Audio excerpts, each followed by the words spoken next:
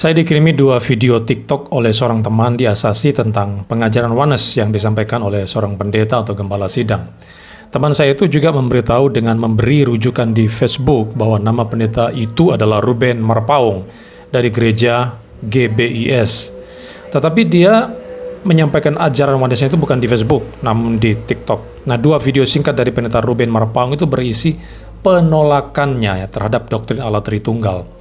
Dia menyebut doktrin itu sebagai pagan, lalu memberikan contoh teks Alkitab yang menyatakan bahwa Yesus itu adalah Bapa itu sendiri. Nah, coba kita melihat videonya ini ya. Jika Tritunggal itu dikehendaki Tuhan, mungkin tidak Tuhan yang Maha Kuasa melupakan mengucapkan Tritunggal. Mungkin tidak. Sangat tidak mungkin.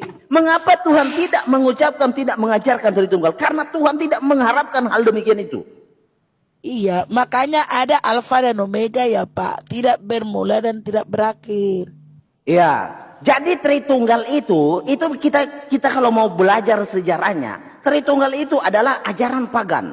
Ya, sebelum Tuhan Yesus itu lahir di abad pertama, Tritunggal itu pertengahan abad kedua, ketiga sebelum Masehi, pertengahan abad kedua, ketiga sebelum Masehi ya, sebelum Masehi. Tritunggal, Trinitas itu sudah dipakai oleh orang-orang Yunani, pagan, Helenisme. Itu di abad pertengahan, kedua, ketiga sebelum Masehi. Nah, di abad pertama, di abad 1 Masehi, Tuhan Yesus hadir. Di abad kedua, ya, Trinitas ini Ada nggak Alkitab Bapak di situ? Kebetulan saya nggak bawa Alkitab di sini, Pastor. Oke, saya baca ya. Perhatikan, di mana Yesus mengakui dirinya Bapa. Ini berkali-kali saya ingatkan, karena orang banyak punya Yesus sendiri dalam terminologi, dalam perspektifnya sendiri. Dia bikin Yesus itu sendiri. Dia bikin Yesus seperti berhala, kawan-kawan. Ya, bukan. Yesus itu adalah apa yang dikatakan Alkitab, bukan apa yang kita katakan. Yohanes 14, perhatikan. Ini Yohanes 14 ya. Ayat mulai dari 6 sampai 11. Perhatikan. Di sini Yesus mengaku dirinya Bapa. Kata Yesus kepadanya, "Akulah jalan dan kebenaran dan hidup. Tidak ada seorang pun yang datang kepada Bapa kalau tidak melalui Aku." Ayat 7. "Sekiranya kamu mengenal Aku, pasti kamu juga mengenal Bapakku. Sekarang ini kamu mengenal Dia dan kamu telah melihat Dia." Dia bilang kepada murid-muridnya. Apa reaksi murid-muridnya? Salah satu namanya Filipus. Sama, kita banyak seperti kekristenan, banyak seperti ini. Kata Filipus kepadanya, "Tuhan," ini dia bantah Yesus, ya. "Tuhan, tunjukkan Bapa itu kepada kami, itu sudah cukup bagi kami." Dia nggak percaya. Yesus itu adalah. Kelihatannya video tersebut adalah video yang pendek dan belum tuntas, tetapi saya tidak memotong bagian-bagian tertentu dalam video itu. Video itu memang seperti itu adanya, dia dikirimkan oleh teman saya, dan ketika saya mencek di TikTok memang berdurasi, memang sangat singkat, hanya seperti itu. Nah, saya akan mengutip kalimat-kalimatnya dan akan langsung menyanggahnya. Ada 3 poin yang dia berikan di sana.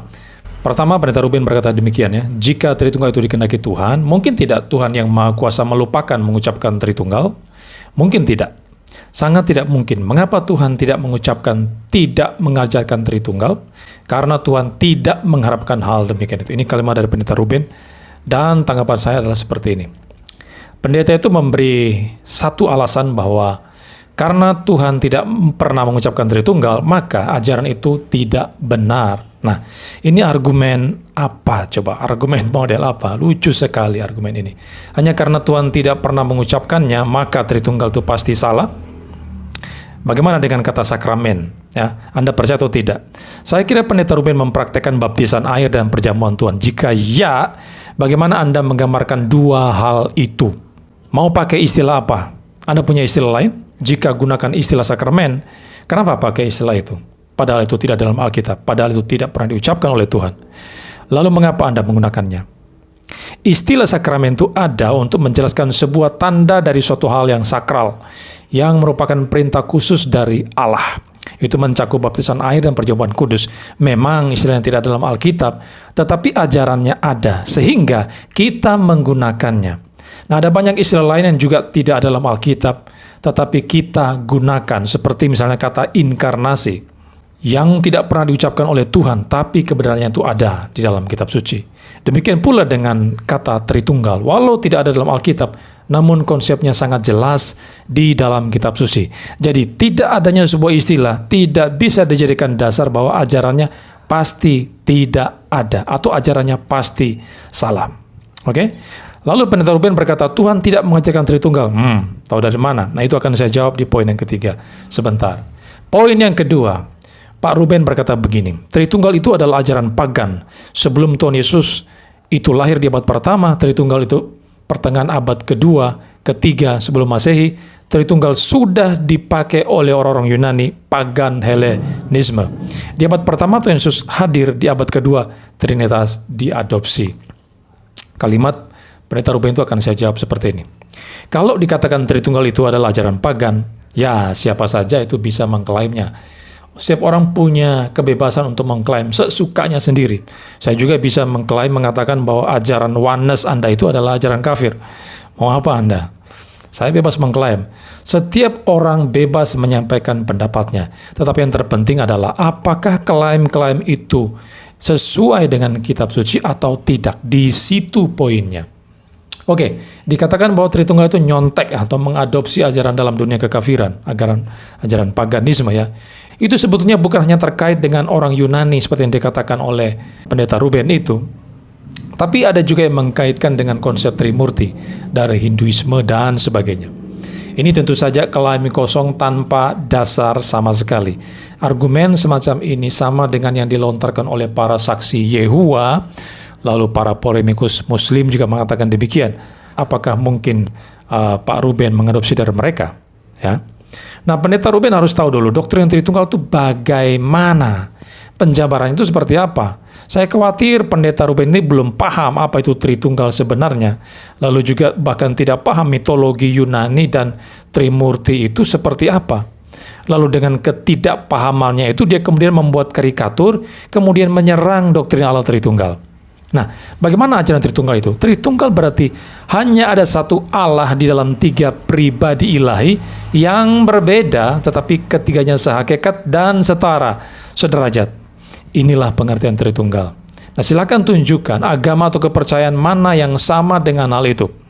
Tidak ada satupun keyakinan dunia ini yang sama persis dengan hal tersebut. Yang ada bahwa mereka mengajarkan banyak Allah atau dewa-dewa, atau politeisme, dan sebagainya. Misalnya dalam agama Hindu dikenal dengan istilah Trimurti. Terdiri dari 3 serangkai dewa. Brahma sebagai pencipta, Wisnu memelihara, dan Siwa menghancurkan.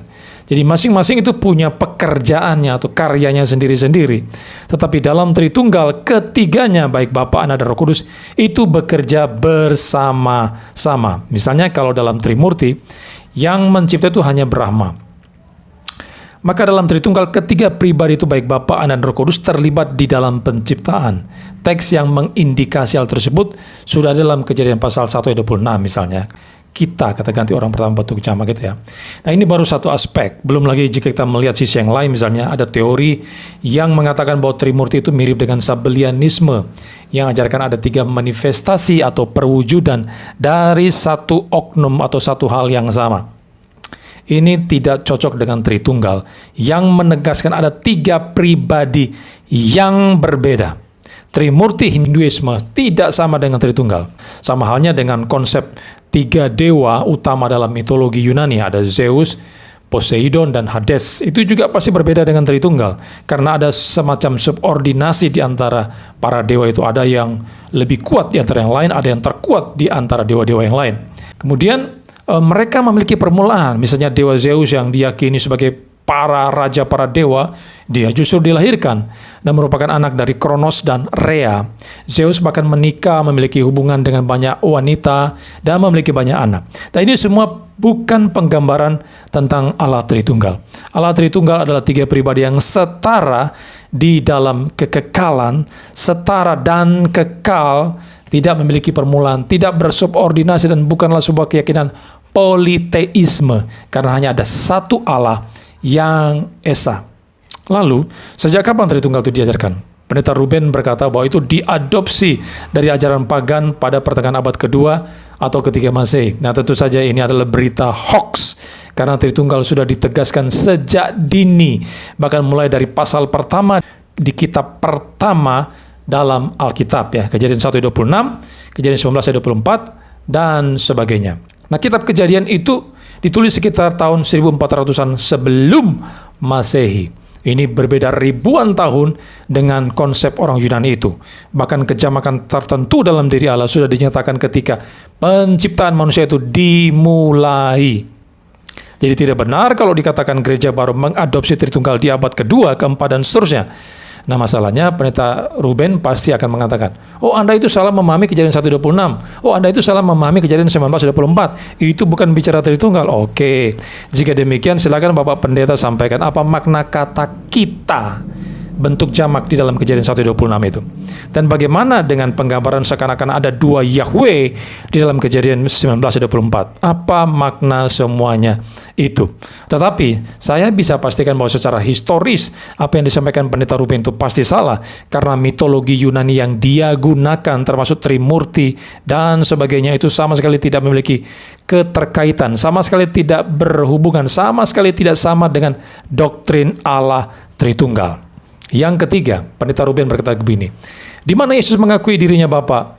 Ini berkali-kali saya ingatkan karena banyak orang banyak punya Yesus sendiri dalam terminologi, dalam perspektifnya sendiri. Dia bikin Yesus itu sendiri, dia bikin Yesus seperti berhala.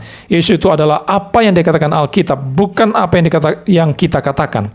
Yohanes 14 ayat 6-11. Di sini Yesus mengakui dirinya Bapa. Oke, saya menjawab seperti ini.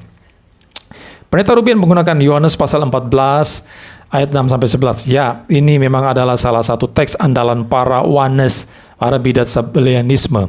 Dan ini peristiwa ketika Filipus meminta untuk tunjukkan Bapa kepada Yesus. Lalu Yesus menjawab, barang siapa telah melihat aku, ia telah melihat Bapa. Aku di dalam Bapa, Bapa di dalam aku. Ini sebetulnya adalah ayat bunuh diri bagi para Wanes. Mengapa? Karena teks-teks itu ada di dalam perikop di mana Yesus justru sedang membedakan dirinya itu dengan Bapa. Itu dimulai di ayat yang pertama di mana Yesus memerintahkan untuk percaya kepada Allah, kepada Bapa, dan kepadaku, dikatakannya kepada Yesus. Dan ini jelas sebuah pembedaan, karena jika Yesus adalah Bapa, maka perintah itu tidak perlu diulangi sebanyak 2 kali kepada Bapa dan kepada Yesus. Ya. Kemudian pembedaan itu diteruskan di ayat yang kedua dan seterusnya. Di ayat yang ke-6 dikatakan, tidak seorang pun yang datang kepada Bapa kalau tidak melalui aku. Sangat jelas di sini bahwa Yesus adalah pengantara kepada Bapa. Yesus sebagai pengantara itu menunjukkan Yesus itu bukan Bapa. Pembedaan itu kembali terlihat misalnya di ayat 13 dan seterusnya. Sampai di ayat yang 23 kita melihat Alkitab mencatat bahwa Bapa dan Yesus akan berdiam bersama-sama di dalam diri orang percaya. Ya kan?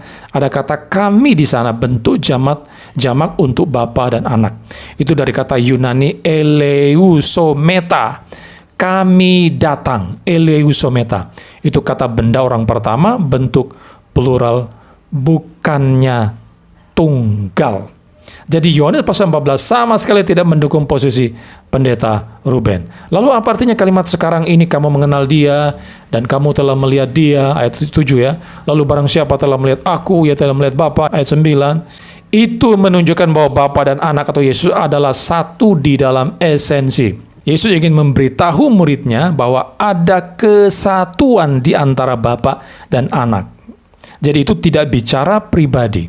Karena konteks menjelaskan bahwa Bapa dan Yesus adalah dua pribadi yang berbeda. Tentu saja Tritunggal bukan hanya dibangun dari Yohanes pasal 14 saja, tetapi dari banyak teks-teks lain yang tersebar di seluruh Alkitab, dari Kejadian sampai kitab yang terakhir yaitu Wahyu. Nah, saudara, inilah yang diajarkan oleh Alkitab. Maka kalau Pendeta Ruben berkata banyak orang ya punya Yesus sendiri dalam terminologi, dalam perspektifnya sendiri, dia bikin Yesus itu sendiri, dia bikin Yesus seperti berhala. Nah, kalimat itu sebetulnya lebih cocok diterapkan kepada Pendeta Ruben. Andalah yang sedang membuat karikatur tentang Yesus dan Bapa secara berlawanan dengan maksud teks kitab suci. Oke, oh ya, di bagian terakhir saya melihat bahwa Pendeta Ruben itu adalah seorang gembala sidang di gereja GBIS ya. Kalau benar demikian, saya melihat di Facebooknya itu ya. Setahu saya pengakuan iman GBIS itu adalah pengakuan iman yang trinitarian. Mereka percaya pada doktrin Allah Tritunggal dan bukannya mengakui ajaran Oneness seperti yang dikemukakan oleh Pendeta Ruben itu. Anehnya, Pendeta Ruben yang ada di dalam sinode GBIS malah tidak tunduk pada aturan sinodal yang sudah disepakati bersama itu. Bagaimana itu? Bagaimana Anda ini, Pak Pendeta? Anda mulai membangkang ya kepada sinode Anda sendiri? Mungkin saran saya ada dua. Pertama, sebaiknya Anda bertobat dan buang saja ajaran oneness itu, tinggalkan ajaran sesat itu, Pak Pendeta. Jika Anda belum paham Tritunggal, ya silakan berkonsultasi dengan tim pengajaran di GBS. Atau yang kedua, sebaiknya Anda keluar dari sinode gereja GBS, supaya itu tidak mencemari pengajaran dari gereja GBS. Sama seperti Pendeta Yarsus Abdono dan Joshua Tewu yang memiliki ajaran yang sudah tidak seirama lagi dengan gereja Bethel Indonesia, dan akhirnya mereka memilih untuk mundur atau keluar dari sinode GBI. Ini masukan saya untuk Pendeta Ruben Marpau.